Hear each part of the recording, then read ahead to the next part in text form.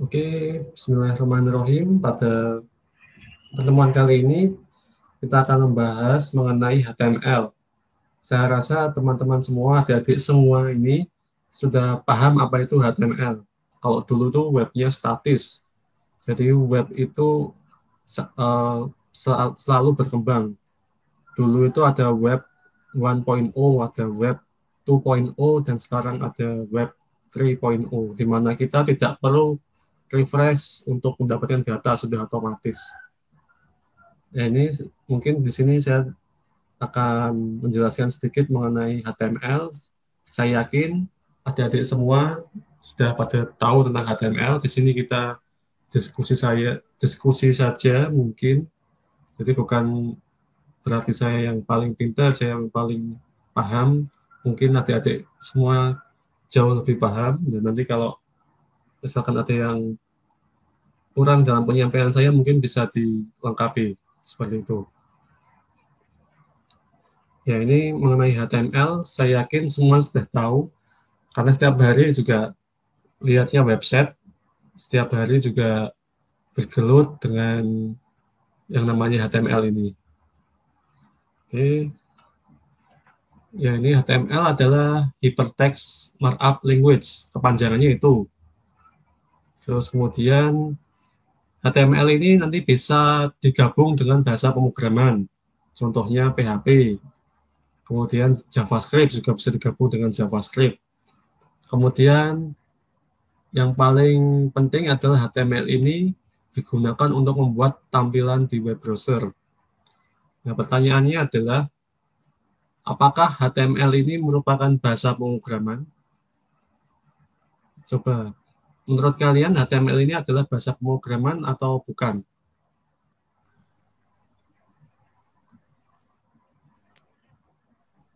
Ada yang Bukan. mau Bukan, Mbak, sepertinya, Pak.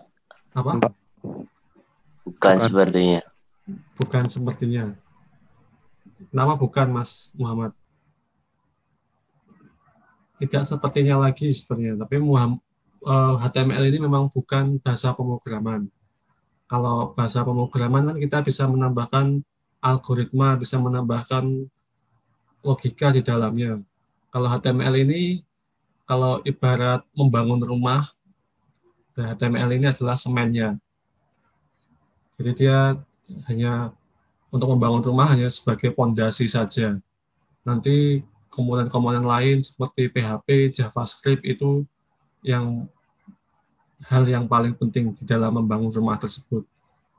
Jadi kalau HTML ini ibarat bangun rumah ya semennya aja sebagai pondasi awalnya.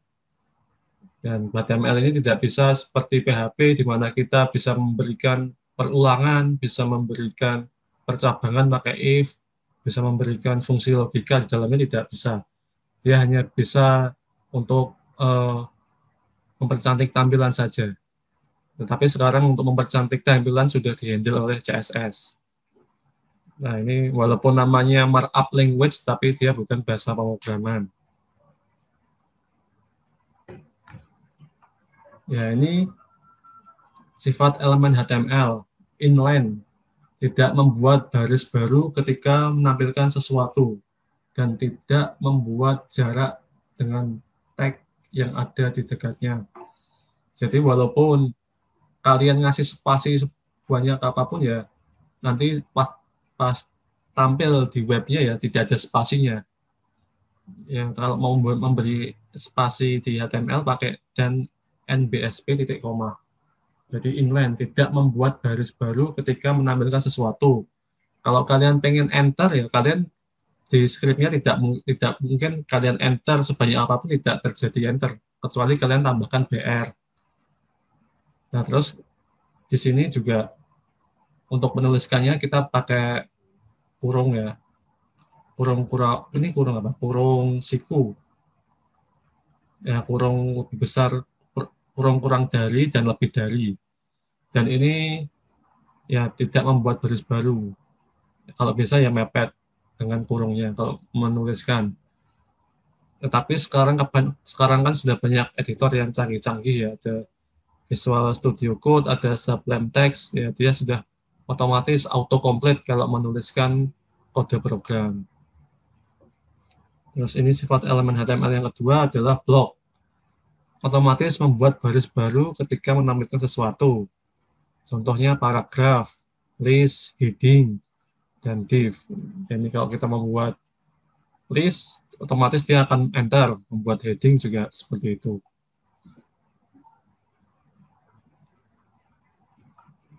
Nah, ini struktur dasar HTML. Untuk menuliskan HTML, kita harus menambahkan kode HTML seperti biasa. Kode HTML, head, body, kemudian ditutup dengan slash HTML. Ya, jadi yang perlu digarisbawahi di sini adalah ketika kita menuliskan tag HTML, kita harus menutupnya. Ya, kita tulis di sini HTML, tutup slash HTML. Ya, tapi tenang saja di editor seperti Visual Studio Code, biasanya ketika kita tulis HTML, nanti otomatis muncul slash HTML. Ya, kalau zaman dulu, editor belum canggih-canggih, dulu saya pakai Notepad biasa, yaitu rentan sekali terjadi error. Jadi kalau pakai Notepad biasa, slash-nya itu manual, harus tulis sendiri. Ya, jadi strukturnya cuma ada HTML, head, body. Ya, tapi di dalam head ini nanti ada satu tab penting yaitu title. Ya, di dalam title ini kita bisa memberikan judul pada web. Ya, seperti itu. Nah, ini penjelasan untuk lebih detailnya adalah di sini HTML terdiri dari 3 tag utama, yaitu HTML sendiri, kemudian head, dan body. Kalau strukturnya seperti ini. Ya, HTML yang pokoknya struktur yang paling luar adalah HTML. HTML, tutup HTML. Body, tutup body. Ya, terus ini head, tutup head. Jangan terbalik. Tapi kalau misalkan kalian ingin menambahkan judul, menambahkan title, kalian harus menambahkannya di dalam head.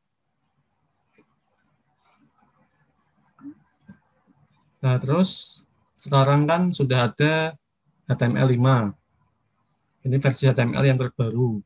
Di mana di HTML5 ini kita sudah bisa menambahkan video, menambahkan musik, membuat kanvas atau menggambar di web, dan lain sebagainya. Ya, kalau dulu, kalau sebelum ada HTML5 ini, kita kalau ingin menambahkan video, ya harus menginstal atau harus menambahkan library tambahan.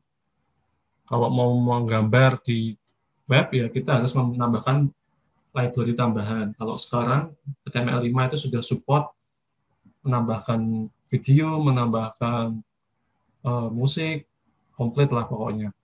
Untuk menambahkan, kalau untuk mengidentifikasi atau untuk mengetahui bahwa dia itu HTML5, kita bisa mendeklarasikan kode ini. Jadi kita bisa menambahkan script ini tanda seru doctype HTML. Ya, ini merupakan informasi bahwa dia itu ditulis menggunakan HTML5.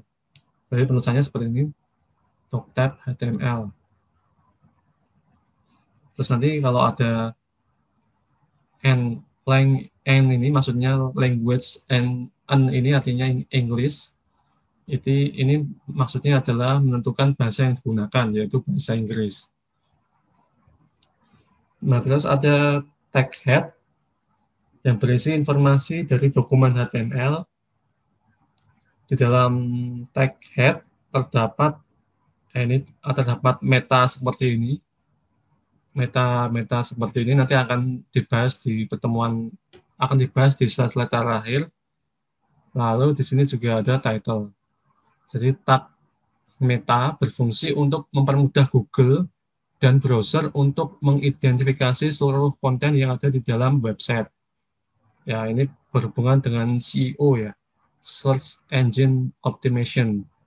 Jadi kalau kalian yang pengen supaya websitenya itu bisa mudah terindeks Google, bisa dengan mudah dicari oleh Google, bisa berada di halaman pertama Google, ya kalian harus belajar SEO, belajar Search Engine Optimization. Dan biasanya untuk menambahkan SEO ini ada di tag meta yang ada di head. Lalu untuk title, biasa untuk menulis judul website. Ini elemen yang ada pada tag head, ada title, ada style, yang mungkin nanti digunakan untuk menulis kode CSS, ada base, ada link, meta, script, no script, ya nanti dibahas di slide di bawah. Kemudian tag HTML. HTML terdiri dari teks, formatnya sebagai berikut. Ya, ini gampang ya. Tag pembuka, terus ditutup dengan tag penutup.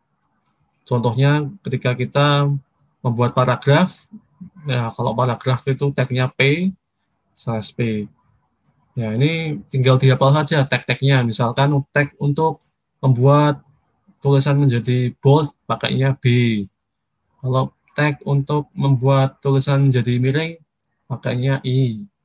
Ya, contoh di sini menggunakan tag P untuk menampilkan sebuah paragraf. Bertuliskan selamat belajar membuat website. Seperti itu. Jadi tag pembuka, tag penutup. Biasanya yang paling sering rupa itu adalah menuliskan tag penutupnya.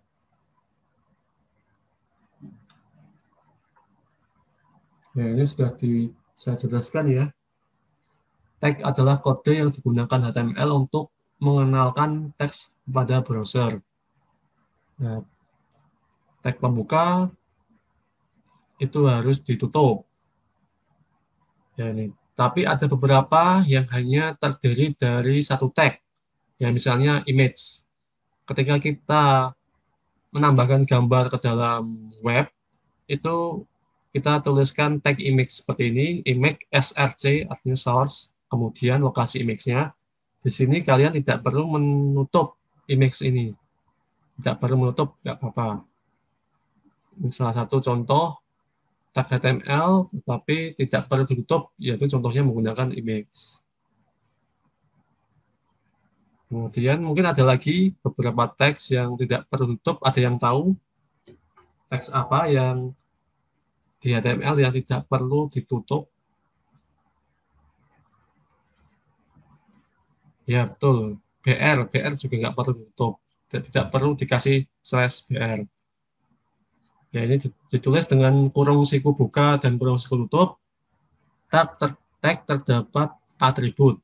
Misalkan untuk tabel, ada atribut border, ada atribut width, ada atribut height.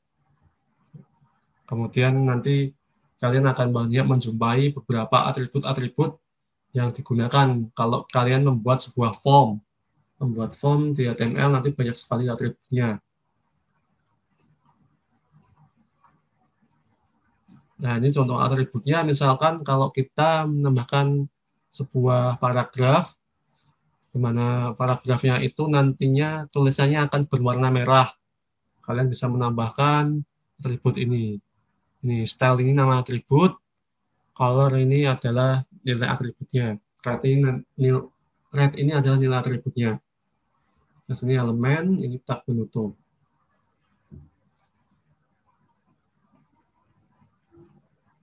Oke, ini penjelasannya. Ini sudah komplit sekali slide-nya ini. Setiap kode dijelaskan.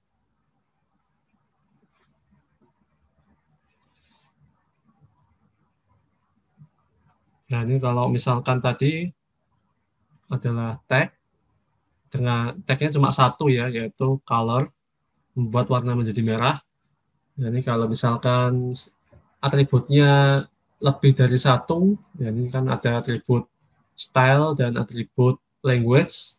Nah, nanti tinggal dipisahkan dengan spasi.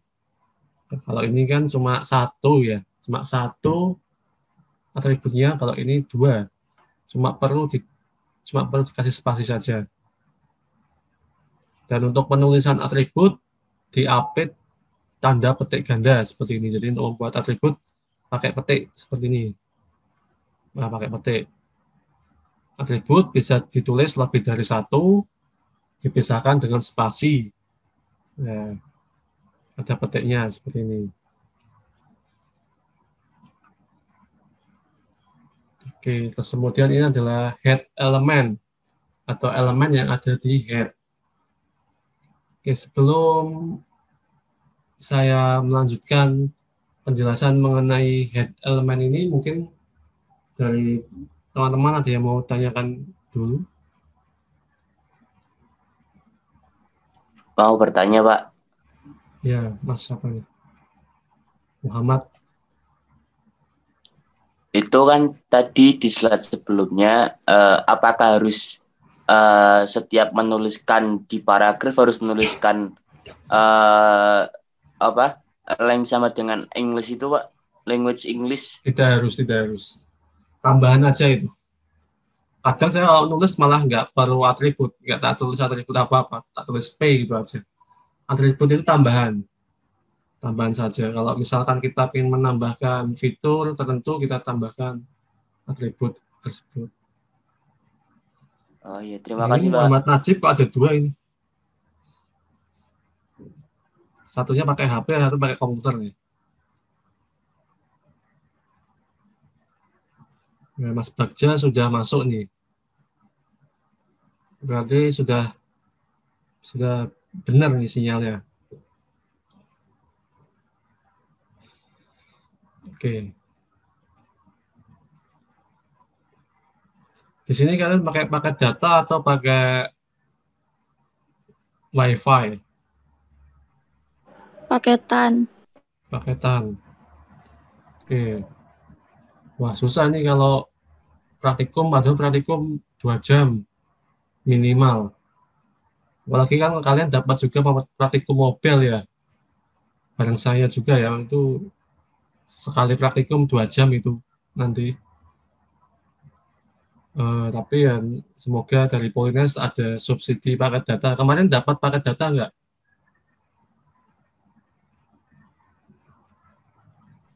Dapat, Pak. Wah, mantap. Pak. Ya, saya memaklumi kalau susah sinyal. Kalau misalkan coba aja kalau di tempat kalian ada kafe itu enak. Jadi cuma beli es teh, terus kalian pakai wifi-nya lumayan. Ya kalau di tempat kalian ada ya kafe ya, kafe kan biasanya banyak apa? Biasanya kan wifi-nya kenceng. Ya saya kan sengaja kuliahnya jam 10 supaya biar kafenya buka dulu. Kafe kan biasanya buka jam 9. Kalian bisa nebeng di situ, beli cuma es teh, tetapi eh, pakai wifi-nya sampai berjam-jam. Itu cuma alternatif.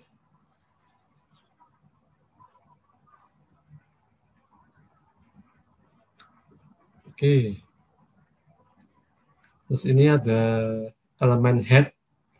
Elemen head yang tadi saya jelaskan mengenai apa CEO ya, Search Engine Optimization. Di sini kita bisa menggunakan kita bisa memanipulasi elemen yang ada di head ya di sini. Selain digunakan untuk title juga bisa digunakan untuk memberikan informasi mengenai halaman HTML yang sedang ditampilkan. Jadi elemen head itu ada tag meta ya. Meta di sini ada meta. Kalau title kan saya yakin semua sudah pada tahu lah ya. Title itu digunakan untuk menambahkan judul di website. Nah sekarang kan ada tag meta yang mungkin banyak dilupakan kalau menjelaskan HTML. Satu ada elemen meta. Di dalam head itu ada meta. Dan elemen-elemen meta itu ada beberapa. Contohnya yang pertama adalah meta charset. Berfungsi memberikan informasi kepada web browser tentang bagaimana cara menerjemahkan karakter-karakter yang ada di dalam HTML. Ya, ketika kita menuliskan struktur HTML dan di dalamnya kita letakkan meta charset ataupun tidak, kita tidak bisa melihat perbedaannya karena meta charset ini berhubungan bagaimana web browser memproses pada karakter-karakter yang berada di dalam HTML. Ya, sebenarnya untuk meta chart set ini ditulis maupun tidak itu tidak ada pengaruhnya di web browser. Ya, tetapi untuk penulisan meta chart set ini bisa ditulis dengan seperti ini, UTF-8. Ada banyak sekali chart set. Ya, ini kalau kalian belajar database akan dipelajari, ada UTF-11 dan sebagainya. Ini cuma bagaimana penulisannya saja.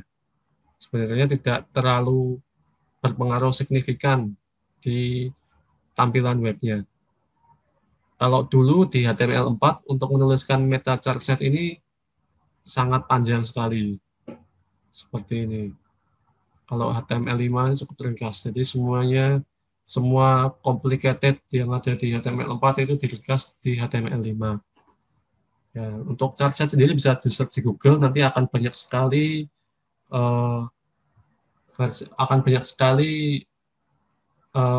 versi-versi dari chart set, ada UTF-8 dan selain sebagainya. Saya lupa.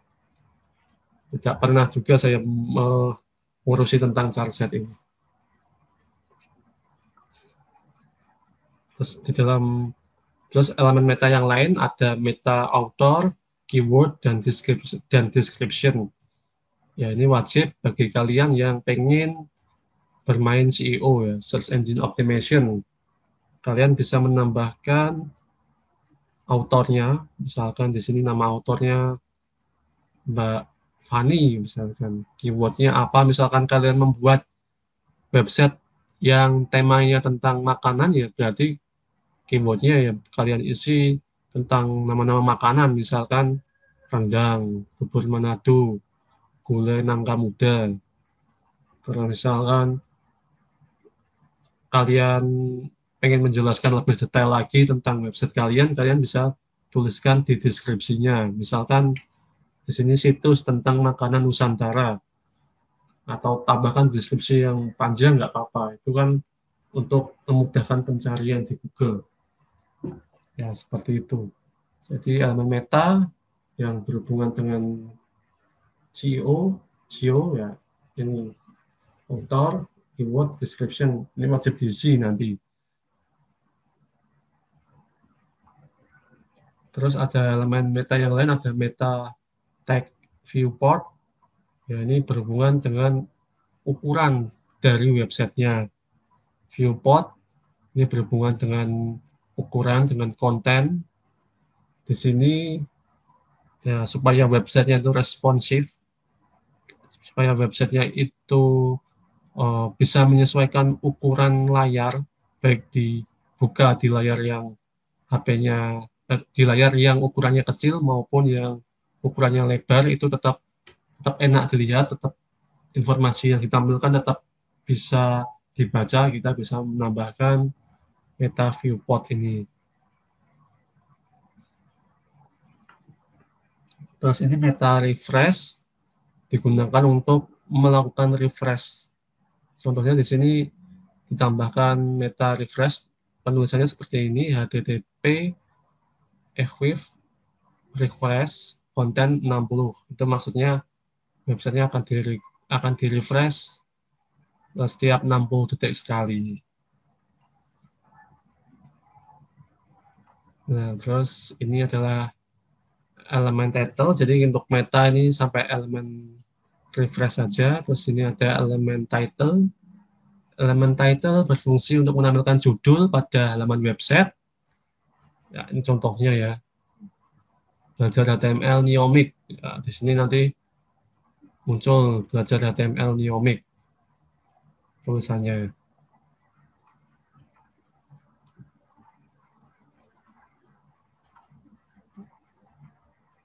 Nah, terus ini kalau kita pengen menambahkan logo atau kita sebut namanya favicon.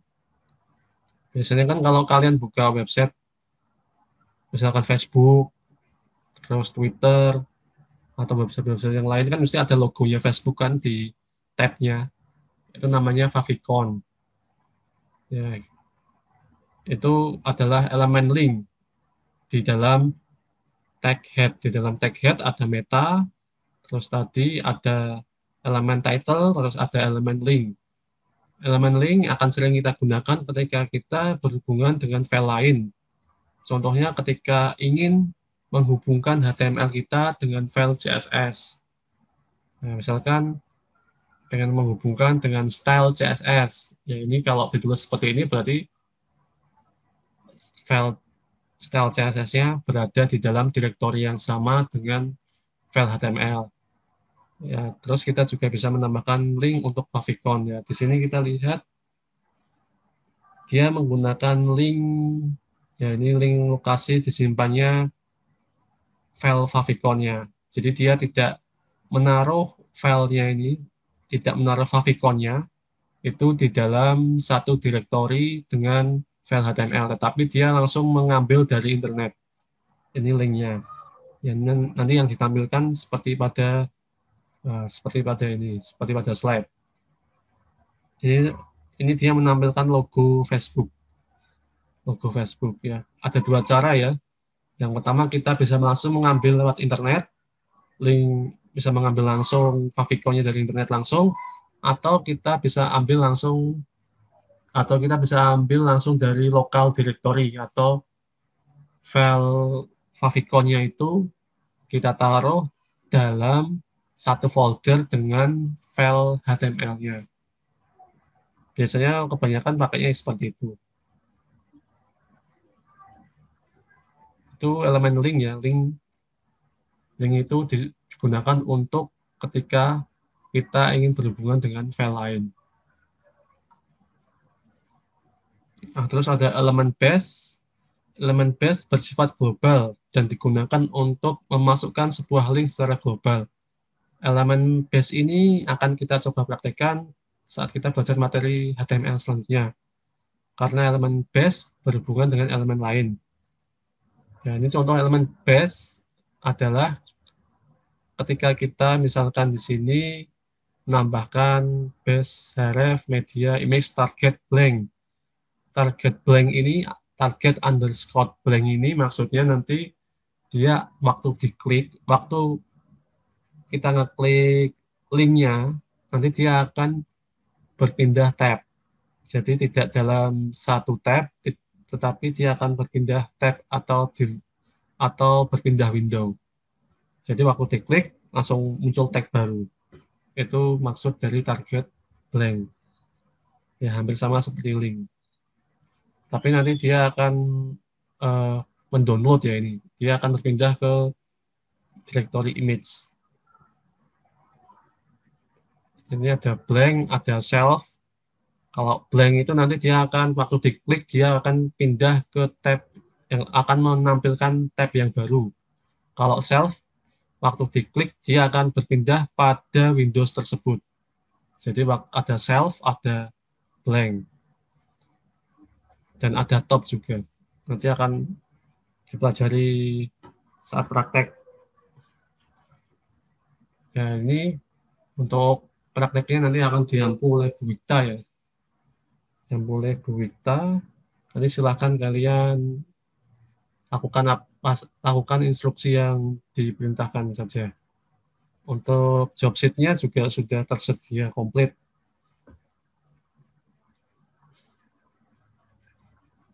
Nah, terus elemen script digunakan untuk menginput script ke dalam halaman HTML. Elemen script sering digunakan untuk menuliskan kode JavaScript, baik yang ditulis secara internal ataupun menghubungkan secara eksternal. Contohnya seperti ini. Ya, elemen script digunakan untuk menginput script. Contohnya JavaScript. JavaScript bisa diambil JavaScript-nya di lokal komputer maupun secara eksternal lewat link internet. Ya, di sini untuk elemen script nanti akan kita praktekkan saat kita belajar JavaScript. Intinya ketika kita pengen menggunakan script, kita tulis di head menggunakan tag script seperti ini. Jadi berarti otomatis dalam menulis JavaScript kita tulis nanti di head-nya. Terus ada elemen style yang digunakan untuk menginput kode style di dalam halaman HTML. Nah, elemen style di sini contohnya adalah CSS, style CSS. Ya. Untuk elemen style sendiri nanti akan kita pelajari saat memasuki materi pembelajaran CSS.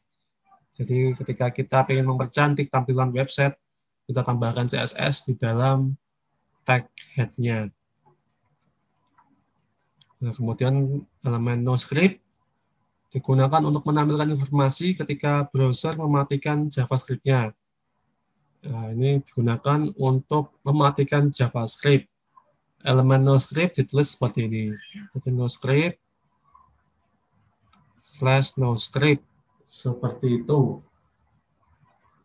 Tapi biasanya jarang digunakan ini elemen NoScript-nya. Oke, terima kasih. Itu sedikit penjelasan dari saya mengenai HTML. Saya yakin pasti rekan-rekan semua sudah mudeng, sudah pada tahu apa itu HTML. Ya, untuk lebih jelasnya ini contoh kode HTML mungkin bisa buka di Google Chrome, kemudian kalian misalkan buka websitenya Polines ya, misalkan klik kanan, kemudian view page source. Nah, di sini akan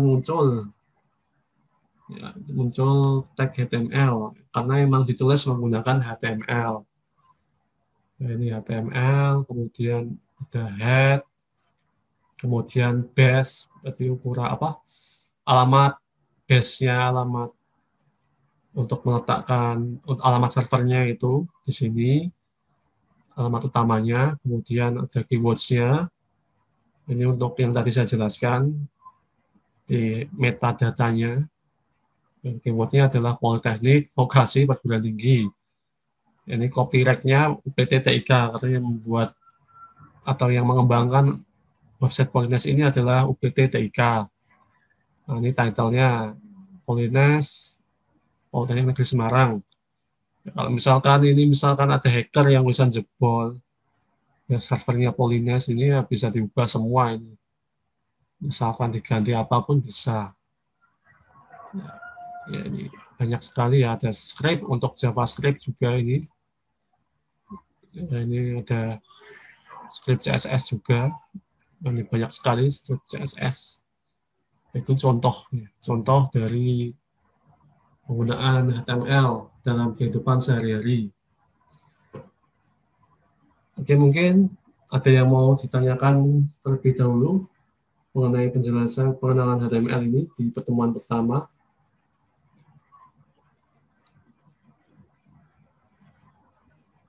Oke, saya rasa sudah jelas ya, karena memang kalian sudah pernah dapat mungkin waktu SMK atau SMA. Kalau gitu saya lanjutkan saja. Ini terakhir adalah tugas. Tugasnya sangat gampang sekali. Ini untuk mempraktekkan penulisan kode HTML. Ya, kalian cukup membuat sebuah file, misalkan filenya kalian beri nama tugas 1 HTML. Tugas 1 HTML. Nah, kemudian kalian nanti tambahkan di dalam head-nya itu meta charset HTML5. Kemudian masukkan title-nya ini. Untuk meta charset-nya bebas. Pakai UTF. Pokoknya penulisan meta charset-nya itu harus memenuhi kaidah HTML5. Seperti yang tadi saya contohkan, kalau HTML4 kan nulisnya panjang. Kalau HTML5 penulisan charset-nya pendek. Tinggal lihat slide sebelumnya aja. Kemudian masukkan elemen title, masukkan meta author, keyword description yang berhubungan dengan otomotif. Ya, sekarang kita temanya otomotif. Kok tadi kan temanya makanan. Terus buat meta refresh 3 menit sekali, terus masukkan link favicon. Ya, nanti kalian bisa generate favicon ya. Sebenarnya di Di internet itu banyak sekali. Create favicon. Ya, misalkan dari favicon.io misalkan. Kalian bisa menggenerate dari image ke .ico. Dan nanti favicon-nya setelah terbentuk, kalian save di lokal komputer, terus nanti kalian panggil. Ya, misalkan kalian kan temanya otomotif, misalkan kalian cari gambar mobil, terus mobilnya kalian convert ke favicon, seperti itu. Terus, apa lagi nih? Ya, terus, ya sudah itu aja, cuma nambah favicon, nambah meta refresh, nambah author, keyword description, tambah title, dan tambah charset. Udah gitu aja, dibuat, disimpan di tugas1.html. Untuk pengiriman tugasnya nanti akan saya jelaskan lebih lanjut. Jadi untuk tugasnya nanti disimpan dulu di laptop kalian masing-masing. Nanti untuk cara pengiriman tugasnya akan saya jelaskan di pertemuan selanjutnya. Seperti itu. Mungkin ada yang mau tanyakan soal tugasnya? Saya mau tanya, Pak. Ya. Itu untuk ikonnya bebas kan, Pak? Boleh ngambil dari mana aja, Pak? Oh ya, bebas. Favicon-nya bebas. Gambarnya bebas apa saja, tapi berhubungan dengan otomotif. Karena kan kita temanya otomotif. Masa favicon-nya dikasih logo Facebook kan nggak nyambung. Oh iya. Makasih, Pak. Ya, terus tadi untuk menggenerate ke favicon kan ekstensinya kan ICO ya, bukan PNG atau bukan JPG. Nanti bisa pakai link yang saya tunjukkan tadi. Untuk pengiriman tugasnya nanti akan saya jelaskan kemudian. Ada lagi yang mau tanyakan? Untuk setiap pertemuan nanti akan saya rekam ya. Jadi ini saya rekam, jadi nanti bisa kalian tonton kembali. Nah, nanti saya akan upload rekamannya di YouTube saya setelah mengalami proses editing tentunya. Jadi materi-materi yang telah saya sampaikan ini nantinya akan bisa kalian lihat kembali di YouTube saya. Oke, ini saya cukup mudah karena saya cuma mengajar teori ya. Ini yang berat itu Mbak Vita. Mbak Vita nanti yang ngajar prakteknya. Ya di sini sudah, selain exam disuruh download apa lagi? Suruh install apa lagi? Editor mungkin? Ada yang disuruh install juga nggak?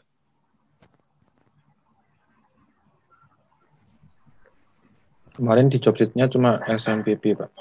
Kalau editor pakainya Visual Studio Code apa yang enak apa, Pak? Kalau saya Sublime Text. Sublime Text itu ringan. Saya suka karena dia ringan. Jadi waktu ketika kita buka Sublime Text itu langsung muncul. Cuma yaitu Sublime Text itu berbayar.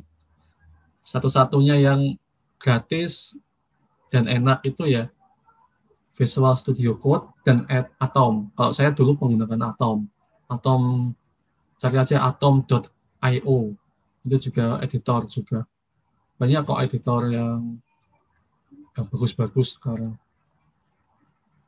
Seperti itu.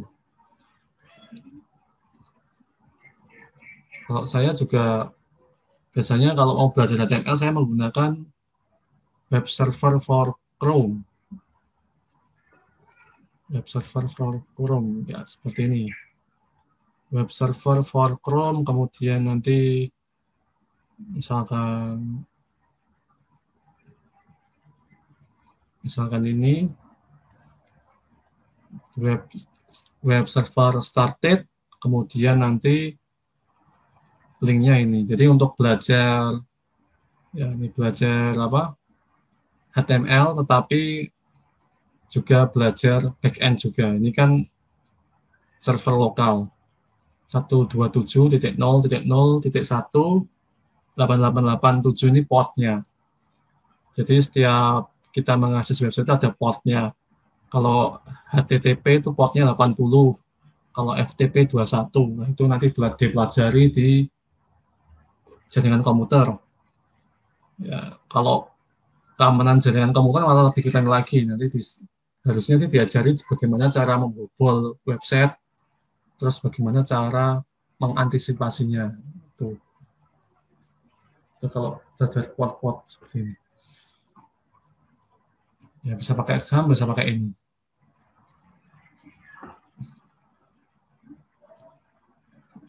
Ya, ada lagi yang mau tanyakan?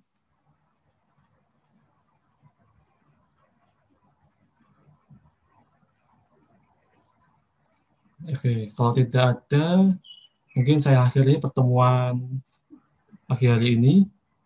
Nah, sebelum diakhiri, saya ingin lihat wajah-wajah kalian tuh. Saya pas 2C ini nggak tahu wajahnya, karena waktu pertama kali ketemu, waktu kita kenalan kemarin kan, di mobile programming kan sangat singkat sekali ya waktunya. Mungkin saya hidupkan sebentar ya. Pengen lihat wajah-wajah ganteng dan wajah cantiknya kalian.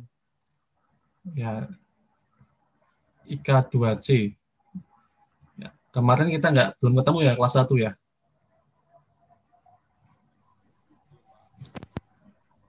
Belum, Pak. Ya. Ya, untuk pemrograman web dinamis ini masih menggunakan template yang dasar ya. Kalau setelah pemrograman web dinamis, nanti ada pemrograman web framework. Lebih enak lagi karena pakai framework. Nanti ya frameworknya insya Allah ya Laravel nanti. Tapi di semester berikutnya. Kalau yang ini kita masih belajar dasarnya dulu. Menggunakan PHP, menggunakan JavaScript, menggunakan CSS, menggunakan HTML dulu. Baru nanti semester depan kita menggunakan framework. Framework ada banyak, ada Laravel, ada CodeIgniter, ada Symfony, dan lain sebagainya.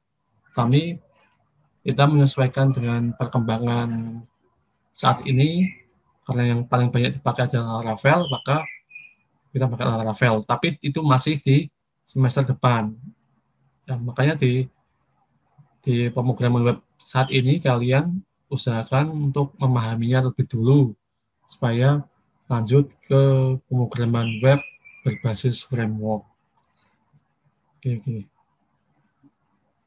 Ini yang lainnya masih malu-malu sepertinya menampilkan muka. Oke.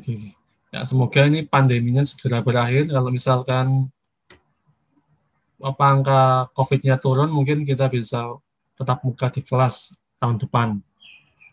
Ya, tahun depan 2021 ya.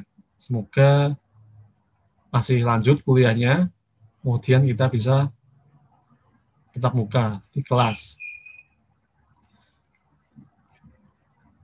Oke, terakhir sebelum saya tutup, ini kan masih ada satu pertemuan lagi ya untuk mengganti pertemuan kemarin. Kira-kira kalian free-nya hari apa lagi?